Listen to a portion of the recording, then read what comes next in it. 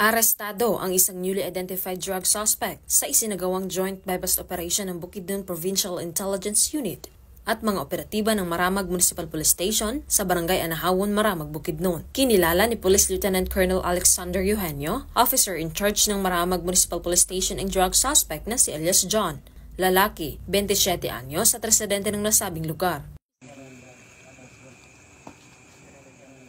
Sa ikinasang joint buy-bust operation ay nagresulta ng pagkakakumpiska ng 5 pakete ng hinihinalang shabu na may bigat na 2 gramo at may standard drug price na 13,600 pesos. Arisang 500 peso bill na ginamit bilang buy-bust money. Ang suspect ay nahaharap sa kasong paglabag sa RA 9165 o Comprehensive Dangerous Drugs Act of 2002. Mula dito sa Northern Mindanao, ako ang inyong Police News Network Correspondent, Patrolwoman Risa Sahonyo, alagad ng batas, tagataguyod ng Balitang Pulis.